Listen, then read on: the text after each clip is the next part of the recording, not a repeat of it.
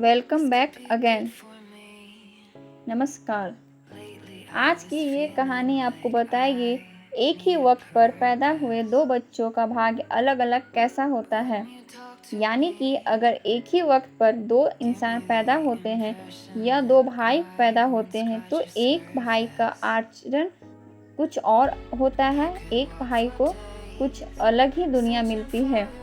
यही सवाल एक बार एक राजा के मन में आया और राजा ने सारी भरी सभा में, जहाँ पर बड़े-बड़े विद्वान बैठे हुए थे, उन सभी से एक ही प्रश्न किया कि आप मुझे बताइए कि एक ही समय पर पैदा होने वाले बच्चों का भाग अलग-अलग कैसे होता है। उन्होंने बताया कि जिस वक्त मैं पैदा हुआ उस वक्त अनेकों बच्चे पैदा हुए थे, तो मेरे ही भाग्य में राजा बनना क्यों लिखा हुआ था। एक विद्वान बीच में से खड़े हुए और उन्होंने कहा कि इस बात का जवाब आपको यहाँ से कोसों दूर पहाड़ी पर एक साधु रहता है और वह आपको बता सकते हैं। वह महात्मा तपस्या करते हैं, वह आपको बता सकते हैं। अब राजा की मन में उत्सुकता थी जब सब कुछ जानने के बारे में, और राजा वहाँ चले गए और उन्होंने देखा कि वह महात्मा आग में से अंगार को पकड़कर खा रहे हैं।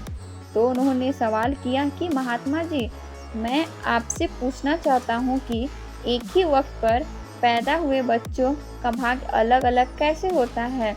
तो उन्होंने उस पर गुस्सा किया और बोले, चले जाओ यहाँ से, जो पास में झरना बह रहा है वहाँ पर तुम्हें एक महात्मा मिलेंगे, उनसे तुम यह सवाल पूछ लेना।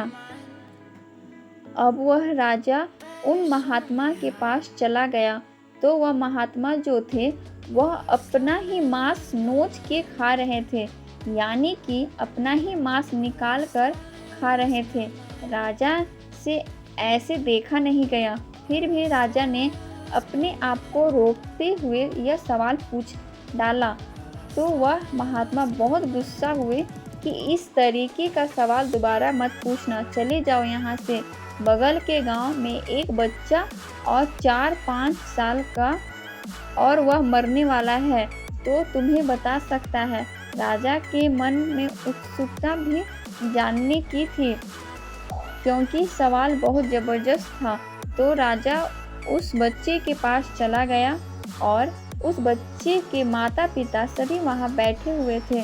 तो उस बच्चे से भी राजा ने यही सवाल किया कि तुम मुझे बता सकते हो कि एक ही वक्त पर पैदा हुए बच्चों का भाग अलग अलग कैसे होता है। तो बच्चा मुस्कुराया और बच्चे ने बोला कि मैं आपको बताता हूँ कि पिछले जन्म में हम तीनों आपके भाई रहे हैं, जो महात्मा अंगार निकाल कर खा रहे थे, जो आपको दिखा आप अपना ही मांस खा रहे थे। हम चारों पिछले जन्म में भाई थे और जंगल में एक बार हमने रोटियां बनाई थी। जब हम रोटियां खाने वाले थे तभी एक साधु आए थे और उन्होंने कुछ मांगा था। भूख लगी हुई थी, सबके पास एक एक रोटी थी। तो सबसे पहले उन्होंने अंगार वाले साधु से रोटी मांगी। तो साधु ने मना कर दिया कि अगर मैं तुम्हें रोटी दूंगा तो क्या मैं अंगार खाऊंगा। उन्होंने मांस वाले साधु से कहा कि मुझे रोटी चाहिए बाबा। तो उन्होंने कहा कि अगर मैं तुम्हें रोटी दूंगा तो क्या मैं मांस खाऊंगा। और मैंने भी मना कर दिया कि मैं तुम्हें रोटी नहीं दे सकता। और चौथे तुम थे कि तुम्हारे पास एक रोटी थी और तुमने आधी रोटी उन महात्मा को दे दी और उन्होंने अपना पेट भर, बाकी को श्राप मिला और तुम्हें आशीर्वाद मिला। भ्रम की बात यह थी, आपके आज के जो अच्छे कर्म है उसका नतीजा आपको जरूर आगे के जन्मों में मिल सकता है। आज आप क्या करते हैं।